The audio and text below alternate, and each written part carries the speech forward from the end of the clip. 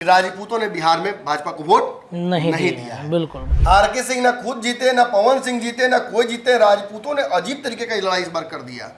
क्या आपको लगता है कि उपेंद्र कुशवाहा की इस हार की वजह से देश भर के, बिहार भर के कुशवाहा नाराज नहीं है क्या? बिल्कुल नाराज। इक्का दुक्का लोग खुश हो सकते हैं, लेकिन लार्जर पर्सपेक्टिव में लोग नाराज हुए हैं। और लोग तो ये आरोप लगा रहे हैं कि सम्राट चौधरी खेल कर दिए। ये सच है कि पप्पू यादव वहां बहुत प्रभावी है। महाराज बाल कटाओ जाते नहीं हो जो पप्पू यादव, पंचर बनवाए नहीं हो जो पप्पू यादव, टोटो में पप्पू पानी खरीदने जा रहे हैं वहां भी पप्पू यादव। तेजस्वी ने बिहार की राजनीति का पैटर्न चेंज किया है। लोकसभा चुनाव का पैटर्न तक चेंज कर दिया। लोकसभा में कभी भी क्षेत्रीय मुद्दे, क्षेत्रीय राजनीतिक समीकरण नहीं काम करते थे। उस वक्त अगर मंत्री नहीं मांग रहे चिराग पासवान और ये नेगोशिएट नहीं कर रहे हैं भाजपा से, ये बड़ी बात है। पनोरमा ग्रुप, जो सोचता है वो करता है। आपके अपने सपनों का आशियाना। नमस्कार, भारत लाइव देख रहे हैं आप और ये गेम बड़ा है। बिहार और देश भर में अब नीतीश कुमार ने समर्थन दे दिया है एनडीए गठबंधन की सरकार बनाने पर और एनडीए गठबंधन की सरकार बन रही है। लेकिन नीतीश कुमार ने जो जाति आधारित जनगणना कराया, इस जातिगत जनगणना के माध्यम से क्या फायदा हुआ है, एनडीए गठबंधन में भारतीय जनता पार्टी को कितना सहयोग मिल पाया है, इन जातिवार जो गणना कराए गए हैं, जातियों के हिसाब से जो गणना के बाद से जो टिकट उन्होंने बांटा, इस पर किस पार्टी के किस जो नेता हैं वो अलग अलग जातियों से समर्थन मांगते हुए नजर आए हैं।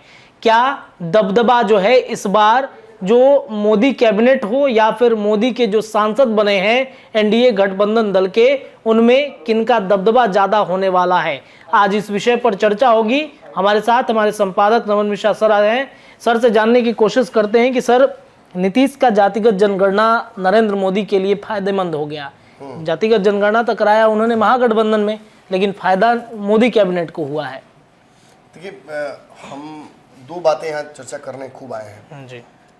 चुनाव हो गया है, सभी को आंकड़े पता है, जीत हार हो चुका है। एक भ्रम था कि नीतीश कहाँ जाएंगे। फिलहाल तो वो समस्या है, वो विपदा है, वो टल गई। नीतीश कुमार ने अपना दल का समर्थन दे दिया नरेंद्र मोदी को, टीडीपी ने भी दे दिया और संभावनाएं लगभग इंडिया गठबंधन की सरकार बनने की समाप्ति हो गई हैं। बिल्कुल।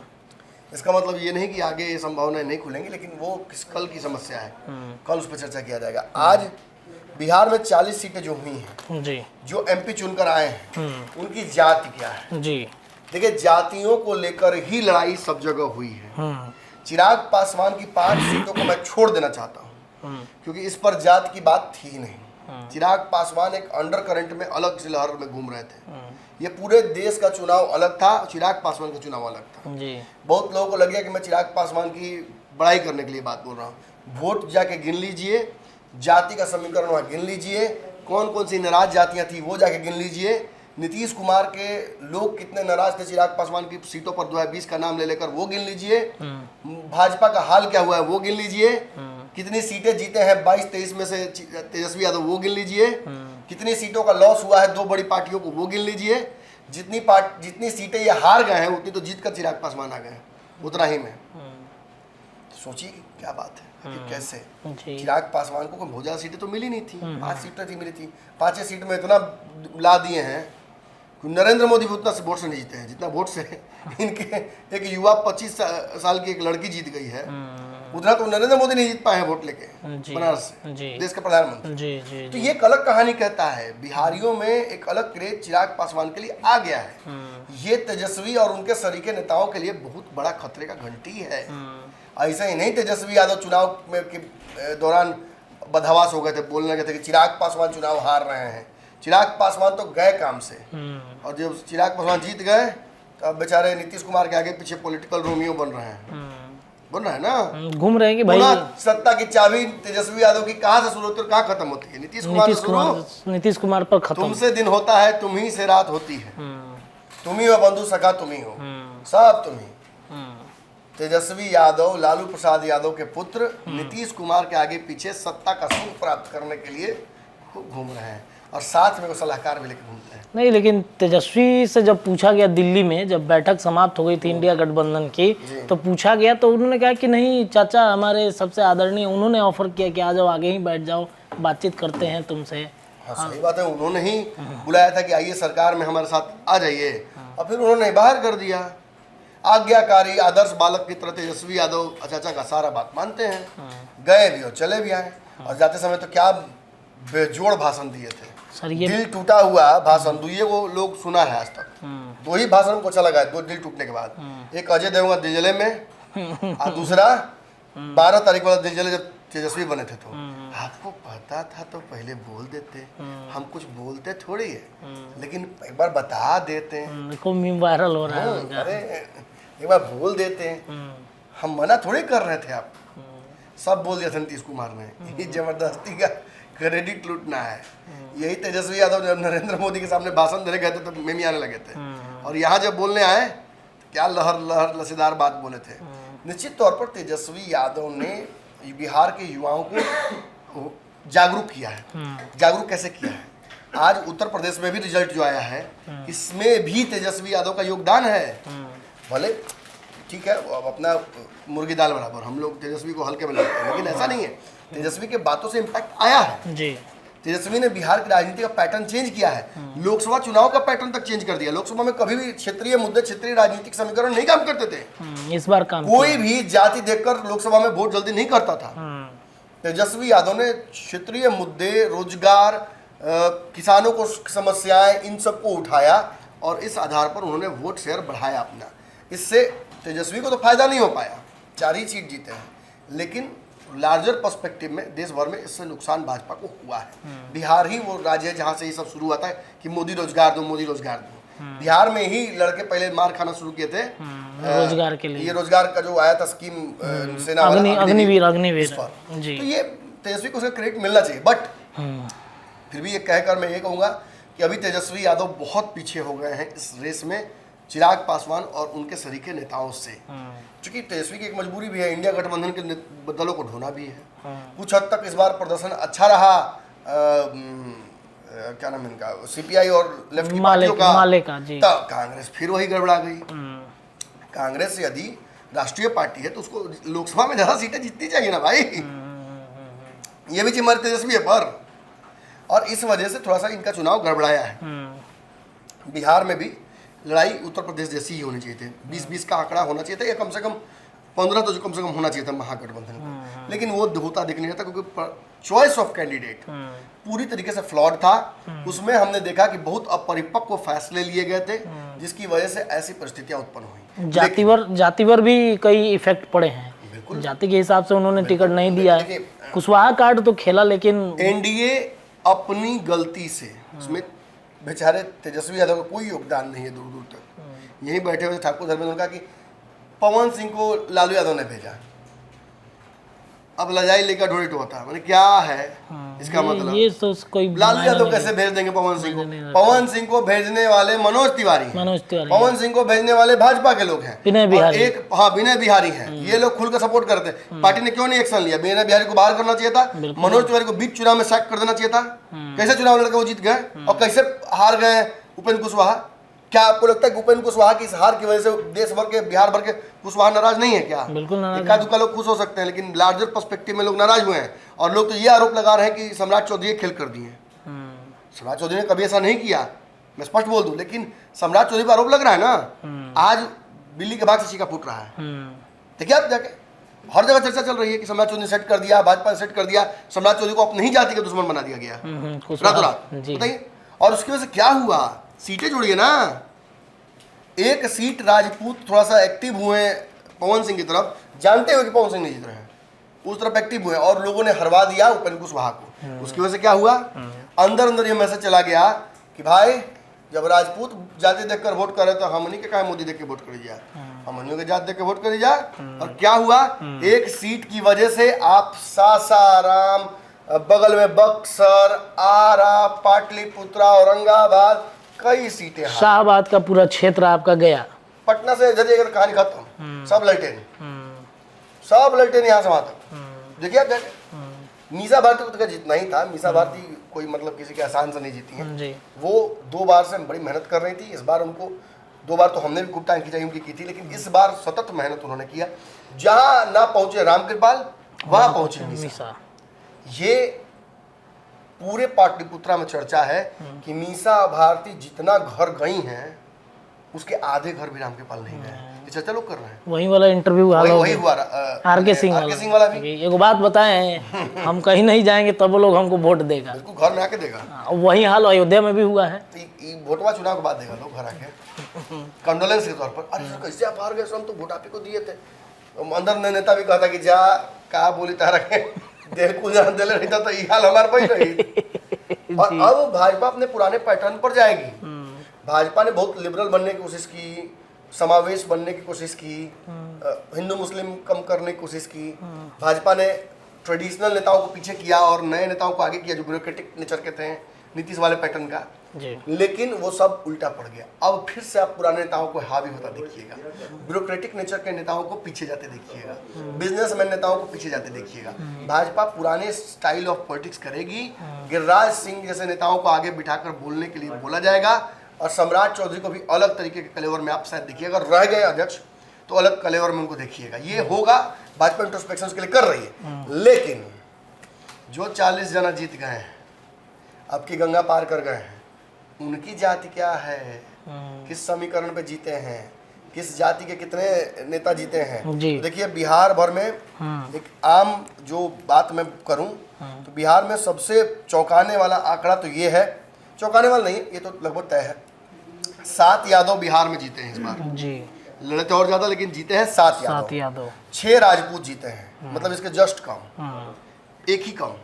और कई वो हार भी गए हैं। आर.के. सिंह हार गए, आप बगल में सुशील सिंह हार गया औरंगाबाद में।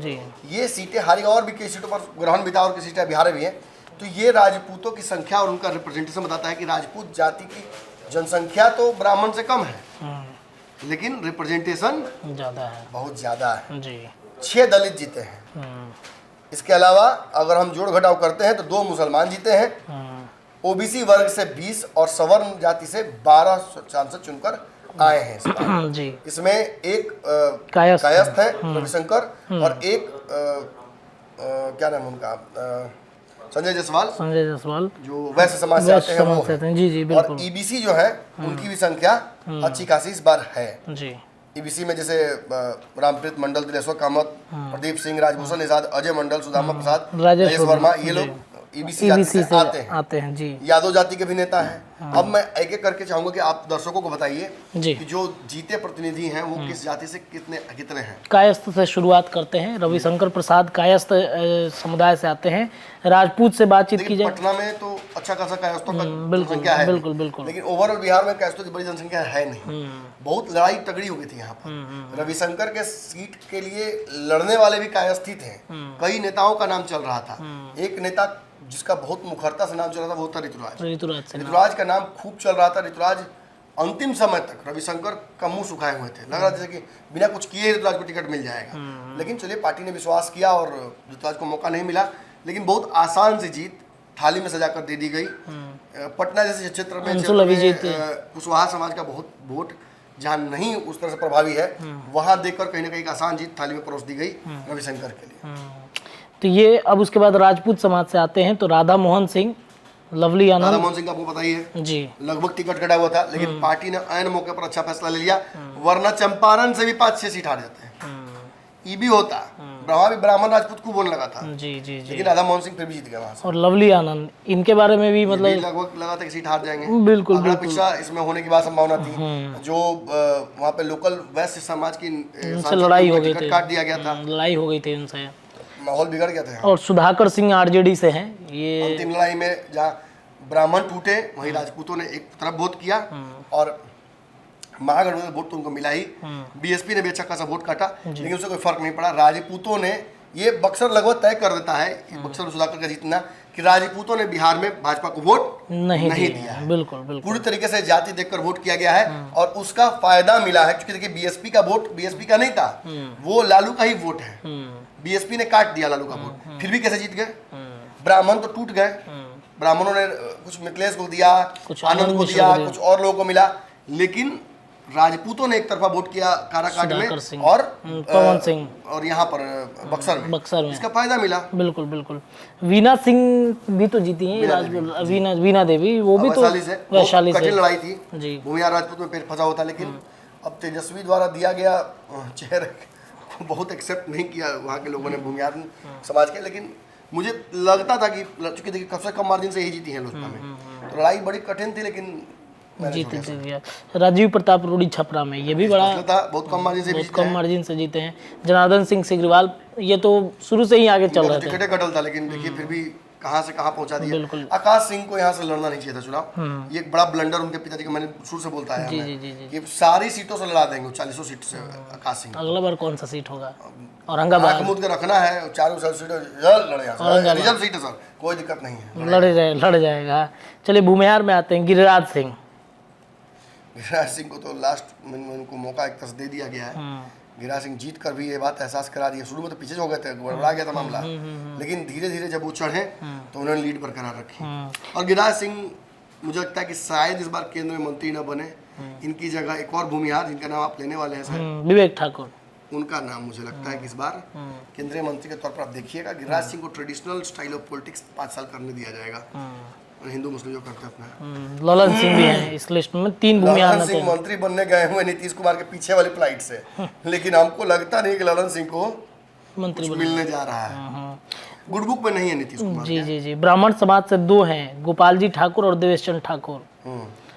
ब्राह्मण समाज से देवेश चंद्र ठाकुर गए थे, अगड़ा पिछड़ा हो जाता उस सीट पर, पता नहीं वहाँ के वैश्यों ने नाराजगी तो खूब दिखाई, भाजपा के लोगों ने नाराजगी खूब दिखाई, लेकिन अंत में मोदी को देखकर उन्होंने वोट कर दिया। जाकर मुझे लगता है कि देवेश चंद्र ठाकुर जीत के बाद पहला काम यही करना चाहिए कि वहाँ के भाजपा कार्यकर्ताओं को पैर पुराई करना चाहिए। उन्होंने इज्जत बचा लिया। बिल्कुल। अति पिछड़ा समाज में आते हैं तो 7 हैं अति पिछड़ा में। रामप्रीत मंडल हैं, दिलेश्वर कामत हैं, प्रदीप सिंह हैं, राजभूषण निषाद हैं, अजय मंडल हैं, सुदामा प्रसाद और राजेश वर्मा हैं। अति पिछड़ा समाज से ये 7 नेता आते हैं इसमें। ईबीसी ने कंप्लीट वोट किया है भाजपा और एनडीए के पक्ष में। ईबीसी समाज नीतीश से नाराज हो गया था जब जातीय गणना हुई थी, तो बिल्कुल बहुत रिप्रेजेंटेशन परफेक्ट नहीं दिखाया गया था उनका, और इस चक्कर में एक सांसद अपने टिकट भी कटवा बैठे, सुनील पिंटू जी। लेकिन राजेश वर्मा और जैसे मजबूत लोग जब आए, चिराग पासवान जब टिकट दिया तो बहुत सारे बोले स्वर्ण व्यवसायी हैं, ऐसे हैं वैसे हैं। राजेश वर्मा ने अपने दम पर, चिराग ने टिकट दिया, राजेश वर्मा ने जीत कर दिखा दिया नए जगह से। ये होता है नेतागिरी, ऐसे नेतागिरी होता है जी। चलिए पिछड़े वर्ग की बातचीत की जाए, इसमें लौकुश समाज से सुनील कुमार कुशवाहा समाज से आते हैं, विजयलक्ष्मी कुशवाहा समाज से आती हैं, कौशलेंद्र कुमार हैं ये भी कुशवाहा समाज से आते हैं, राजकुमार राजाराम कुशवाहा ये भी कुशवाहा समाज से आते हैं, अभय कुशवाहा है ये भी कुशवाहा समाज से आते हैं। ये 4 लोग जो हैं वो कुशवाहा समाज से इस वक्त सांसद बने हुए हैं। कुशवाहा समाज से तो और भी लोग थे, सबसे बड़ा कुशवाहा नेता को तो हरवाद उपेंद्र कुशवाहा जी, उनको तो पता नहीं क्या खार खाया। देखिए पवन सिंह की क्या लड़ाई उपेंद्र कुशवाहा से हो सकती है, मुझे आज तक समझ में नहीं आया। मैंने नहीं होता कि खेत खाए गधा मार खाए जुल्हा, वही वाला हाल है। खेत किसी और ने चरा, आरके सिंह ना खुद जीते, ना पवन सिंह जीते, ना कोई जीते। राजपूतों ने अजीब तरीके का लड़ाई इस बार कर दिया। ढेर लोगों को बुरा भी लगेगा, लगना भी चाहिए। सब तंत्र फेल। अगर देखिए मैं कहता हूँ कि मैं ये नहीं कहता हूँ कि किसी पार्टी के बंधुआ बने रहो, लेकिन लड़ाई हुई क्या समझ में ही नहीं आया जी। अगर जीतने के लिए लड़ा गया होता तो लड़ाई कुछ और होती, या तो समझ में ही नहीं आया। देखिए कहने का मतलब ये पवन उन्होंने सिंह, ये ऐसा तो नहीं कि पवन सिंह ने काराकाट से सीट मांगी थी। सबसे बड़ा बात ये है पवन सिंह ने तो आरा से सीट मांगी थी, तो वो आरा से लड़ने क्यों नहीं गया आरके सिंह से? तब लड़ाई और मजेदार होती, देखने में मजा भी आता। मतलब राजपूतों ने इस बार समझा दिया है कि हम भाई लड़हूं के बाद हक ले के बाद तो जे बता ओबीसी का हक मरबा। मैं सीधा बात में खुल के कहूँ, इसमें बदनामी होती है ना, इसी वजह से ना बहुत सारी बातें बोली जाती हैं समन समाज को। बिल्कुल आपने एक ओबीसी समाज के नेता को हरवा दिया। अगड़ा पिछड़ा की लड़ाई इसी मैं मानता हूँ उधर से भी ओबीसी ही जीते, लेकिन उपेंद्र कुशवाहा के बनिस्पत क्या राजा राम सिंह अपने समाज को उतना एकजुट करके दिला पाएंगे वो न्याय जो उपेंद्र कुशवाहा ने इतने तक रिप्रेजेंटेशन दिलाया है, कुशवाहा समाज को एकजुट रखा है, बिहार की राजनीति में प्रासंगिक रखा है। वरना नीतीश कुमार तो कुशवाहा की कब्रगाह बना चुके थे जदयू को। आप देखिए उपेंद्र कुशवाहा को मैं बहुत कुछ बोलता हूँ, लेकिन इस बात का श्रेय उपेंद्र कुशवाहा को ही जाना चाहिए कि बिहार में कुशवाहा राजनीति को प्रासंगिक रखने वाले वो हैं। बिल्कुल। और किसी में ये दम नहीं था। बहुत लोग प्रयास किए, नागमणि से लेकर भगवान कुशवाहा बहुत लोगों ने प्रयास किया, कुछ हद तक भगवान कुशवाहा सफल भी हुए, लेकिन फिर यही कुशवाहा समाज है जो भगवान कुशवाहा को हराता है। याद कीजिए कहानी जी। ये है। और उसके बाद वैश्य समाज से बातचीत की जाए तो यहाँ पर संजय जायसवाल एकमात्र हैं जो वैश्य समाज से आते हैं। वैश्य समाज, देखिए वैश्य समाज ने, मुझे डर था इस बार गड़बड़ा मत दे, लेकिन वैश्य समाज ने कंप्लीट वोट किया है भाजपा की तरफ। बिना इधर उधर देखे वोट किया है। ये एक फायदा भाजपा को मिला है बिहार में। यही कहीं ना कहीं डिसाइडिंग फैक्टर्स हैं, क्योंकि सवर्ण तो भाग गए ना, भूमिहार कहीं कहीं अपना कैंडिडेट देखने लगे हैं, कहीं कहीं राजपूत देखने लगे हैं, कहीं ब्राह्मणों ने धोखा दे दिया बक्सर में। जी जी जी जी, मतलब धोखा नहीं दिया, मैं कहता हूँ कि ट्रेडिशनल वोटिंग पैटर्न से अलग कर दिया। धोखा ही बोला जाता है भाई मेरे, अब हम उसको बुरा मत मानिएगा इस बात का। अब इसे यादव वोट ना करें लालू को, इस नवादा में हुआ ना, हम बोल के आए थे कि लालू को आपको नहीं मिलेगा वोट। अब श्रवण कुशवाहा कैसे जीत जाएंगे वहां से? वहां का यादव राजबल्लभ को देखता है, बिल्कुल। तो वहाँ संभव नहीं है कि वहां से जीत जाइए। अब उसी पैटर्न को अगर फॉलो कर लेंगे तो आप समझिए कि कहीं ना कहीं जो वोटिंग ट्रेंड्स थे, जो वोटिंग जातियाँ थी कि जातियाँ इसको वोट करेंगे, वो गड़बड़ा जाएगा, तो पूरा समीकरण ऊपर से गड़बड़ा जाएगा जी। और वही होता है, हमको दिखा इस बार। वहाँ पे यादवों ने वोट ही नहीं किया। बिल्कुल, अब वही हुआ है उधर से भी। जो ट्रेडिशनल वोटर्स है वो वोटे नहीं किए बीजेपी को, लेकिन ये है कि वैसे समाज ने इज्जत बचाई, ईबीसी ने इज्जत बचाई। यादव समाज से अगर बातचीत की जाए तो इसमें मीसा भारती हो गई, पप्पू यादव हो गए, दिनेश चंद्र यादव हो गए, जितना लोग आप नाम ले, सब लड़ाका असली है। असली लड़ाके यही है, इन्हीं लोगों को क्रेडिट मिलना चाहिए चुनाव में जीतने का असली। नित्यानंद राय, मीसा भारती बहुत मजबूत लड़ाई में उन्होंने पटका है, अपने चाचा को पटका है, 2 बार उन्होंने इनको पटका था, तो एक बार पहलवानी में छोरिया छोड़ो सा कम है क्या, पटक दिया। फिर पप्पू यादव ने against all odds, Pappu Yadav की बड़ी जीत। हम जब बोल के चले थे, हम लोग पूर्णिया से, हमको बड़ा मजेदार लगता है किस्सा, जब हम बोल कर चले थे तो क्या क्या लोगों ने नहीं कहा, पप्पू यादव ने पैसा दे दिया होगा, पप्पू यादव, अरे पप्पू यादव किस चैनल को पैसा देते हैं आपको नहीं पता ठीक से है? गलत चैनल को आप बोल रहे हैं, जहाँ दिया है वहां तो कुछ चेक नहीं कर रहा है, जांच होना चाहिए जहाँ दिए हैं पप्पू यादव भी जानते हैं किसको दिए हैं, देख रहे हो तो समझे भी कि यहाँ दिया गया है उनके द्वारा, जांच की विषय है। लेकिन हमने तथ्यात्मक तौर पर, तुलनात्मक तौर पर जो सच था वो बताया आपको। ये सच है कि पप्पू यादव वहां बहुत प्रभावी है। महाराज बाल कटाओ जाते नहीं हो जो पप्पू यादव, पंचर बनवाए नहीं हो जो पप्पू यादव, टोटो में पप्पू, पानी खरीदने जा रहे हैं वहां भी पप्पू यादव, सतू पीने जा रहे हैं वहां भी पप्पू यादव, टोटो में बीमा भारती गाँव जा रहे हैं वहां भी पप्पू यादव, टोटो वाला पप्पू यादव। तो मैं क्या कहूँ, जहां जा रहा हूँ मुझे यही, अगर कहीं से चावल उठा पर एक मुट्ठी ठीक है लगा था तो ठीक है कहा ही, ये थोड़े कहा कि मैंने गड़बड़ चावल पा। और यही हुआ पूर्णिया में, हमने जो देखा, काश पूर्णिया की तरह मैं सब जगह समय बिता पाता तो कहीं का आकलन मेरा गलत नहीं होता। कई जगहों पे हमने समय उतना नहीं बिताया और ऊपर चावल उठाने की कोशिश की, जैसे औरंगाबाद में हम गए नहीं, लगी से घास काटने की कोशिश की, हम गड़बड़ा गए, या हो सकता सब गड़बड़ा गया। औरंगाबाद का प्रिडिक्शन संभव नहीं था, बहुत खतरनाक जगह था, बिल्कुल जाना बात कंफर्म था कि हम हार रहे हैं, मतलब हार रहे हैं वो लोग, हमने देख लिया था। हमने ये भी देख लिया था कि बक्सर में बहुत क्लोज लड़ाई है, लेकिन अब वो अंतिम समय में राजपूत डिसाइडिंग फैक्टर हो गए थे, क्या करेंगे क्या नहीं करेंगे। मुझे नहीं लगा था कि राजपूत इतना मतलब एकजुट होकर वोट करेंगे, क्योंकि मोदी को भी देखना था, बक्सर जुड़ी हुई है उत्तर प्रदेश से। अब हमको पता उत्तर प्रदेश के हवा में बक्सर साफ हो गया। ये तो उत्तर प्रदेश का असर हो गया असली झंझावात जी। और काराकाट में मुझे लगता था कि पवन सिंह 50,000 के आसपास, 50-60,000 के पास रहेंगे, 2.5 लाख वोट ला दिया। हाँ, कितना लाए हैं? 2.5 लाख के करीब में। हाँ तो भाई देखो 1 लाख से ऊपर तो मैंने कहा था कि अगर आएंगे तो उपेंद्र कुशवाहा बेचारे उखड़ जाएंगे, और 2.5 लाख ला दिया तो मैं तो 3 नंबर का 5 नंबर से लाते उपेंद्र कुशवाहा। जी जी जी। सच्चाई, अब मेन वोटे काट लीजिएगा इंडिया का। उपेंद्र कुशवाहा इस गठबंधन में आए थे क्यों? जब अपना ही वोट उनका काफी था तो वो अकेले लड़के चुनाव लड़ देते हैं निर्दलीय। इस गठबंधन में सब कोई आए क्यों? चिराग, तेजस्वी, फलना ढिमका सब गठबंधन क्यों किए? गठबंधन के वोट के लिए, मिला ही नहीं आपको। आज तो यहाँ बैठ के बोल के गए हैं ठाकुर धर्मेंद्र कि भाई हमारा ही वोट तो हमको मिला, बाकी कोई वोट मिला कहाँ? मिलता तो अपने जीतते हैं। यही महागठबंधन हुआ, यही यहाँ भी हुआ। किस्मत तो कुछ खराब था। दलित में है आलोक सुमन है, चिराग पासवान है, शांभवी चौधरी हैं, मनोज कुमार हैं, जीतन राम मांझी हैं और अरुण भारती हैं। टोटल वीआईपी दलित है। वीआईपी दलित, बिल्कुल बिल्कुल। इसमें कोई भी नॉर्मल पुरनका स्टाइल वाला दलित नहीं है, सब वीआईपी दलित है। लेकिन दलित है और दलित रिप्रेजेंटेशन, कुछ रिजर्व सीटें हैं सारी उन पर मिला है और ये अच्छी बात है। दलितों का रिप्रेजेंटेशन बहुत जरूरी है। दलितों ने खुलकर भाजपा को वोट किया है। ये मोदी के फर्स्ट टर्म में दलित को अलग कर दिया गया था हिंदू से। मोदी ने बहुत स्मार्टली दलित को एक किया। उसका सबसे बड़ा कारण था मोदी के द्वारा लिए गए फैसले। पहले रामनाथ कोविंद को, फिर द्रौपदी मुर्मू को जब हायर ऑफिसर्स दिए गए मोदी से, तो ये समाज समझा कि नहीं, दलित हिंदू ही है। और फिर चिराग पासवान जैसा चेहरा मिला, रामविलास को इज्जत दिया गया भाजपा के द्वारा। ठीक बात तो कहा कि मैंने इज्जत दिया, तस्वीर कौन बाहर फेंक दिया? आज 5 सीटें चिराग पासवान को किसने दी? वक्त पर देखा जाता है कि कौन क्या किया, बिल्कुल बेवक्त नहीं कि अंदीना आप मेरे यहाँ ये हमारे यहाँ खाना बन रहा है तो एक पॉलिथीन आप यूँ रख दीजिए, सब्जी ले लो। अरे जिन घटल वो दिन दो ना महाराज, जिस समय चिराग को आवश्यकता थी 5 सीटों की, उस दिन सम्मान किसने दिया? नरेंद्र मोदी ने। मैं तो ये कहता हूँ कि चिराग पासवान जैसा, मैंने तो आज ही ट्वीट किया है, देखिए मैंने तो कहा नरेंद्र मोदी और नीतीश कुमार की मैंने तस्वीर, नरेंद्र मोदी और चिराग की तस्वीर मैंने देखी तो मेरे मन से अनायास ही ये बात निकली, ये चिराग पासवान अकेला नेता पूरे देश में है भाई जिसने ये बात कही कि हम बिना शर्त का समर्थन करते हैं और उस पर टिक किया।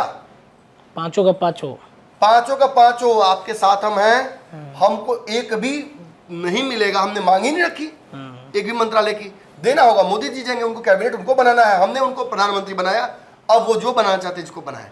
भाई ये बड़ी बात है। जिस वक्त नीतीश कुमार और टीडीपी और सबकी बातें एक से एक आ रही हैं, कोई डिप्टी सीएम पीएम मांग रहा है, कोई अमित शाह को कह रहा है कुर्सी दे दो, कोई कह रहा है मोदी कुर्सी दे दो, कोई कह रहा है कि 7 मंत्री दे दो, कोई 8 मंत्री मांग रहा है, उस वक्त अगर मंत्री नहीं मांग रहे चिराग पासवान और ये नेगोशिएट नहीं कर रहे हैं भाजपा से, ये बड़ी बात है। मैंने वही लिखा है कि महादेव 100 दुश्मन दे देना, लेकिन एक चिराग पासवान जैसा दोस्त जरूर देना। जब भाजपा अछूत हुई तो चिराग हाजिर हो गए, जब भाजपा चुनाव में लड़खड़ाई चिराग हाजिर हो गए, जब मोदी को किसी ने कुछ कहा तो हनुमान रूपी चिराग हाजिर हो गए। ऐसा दोस्त चाहिए राजनीति में, दुश्मन मिले फरे भी मगर मतलबी यार ना मिले। बाकी तो आपको पता ही है। बाकी आगे का पता ही है नहीं चला सकते हैं। चलिए देखिए, तो जातिवार सूची हमने आपको बताई कि इस बार किसका दबदबा संसद भवन में किस जाति पर सबसे ज़्यादा जो है वो दबदबा आने वाला है। फिलहाल के गेम बड़ा में इतना ही, लेकिन चर्चाएं लगातार दिन भर भारत लाइव पर जारी रहेंगी। देखते रहिए हमारे चैनल। बहुत बहुत धन्यवाद। पनोरमा ग्रुप, जो सोचता है वो करता है। अगर ये वीडियो पसंद आई और वह बिहार के राजनीति और बिहारियत से सरोकार रखेनी तो सब्सक्राइब बटन दबा के चैनल के सब्सक्राइब कर ली। ओजे एगो घंटी बा, ओकरा बटन दबा देला से कुल सटीक और मारक खबर रुआ मुफ्त में मिल जाई। अगर रुआ पत्रकारिता के हमनी के नया प्रयोग में सहयोग कर चाहतानी तो ज्वाइन बटन दबा दी। पेटीएम नंबर नोट कर ली 9386816700। धन्यवाद।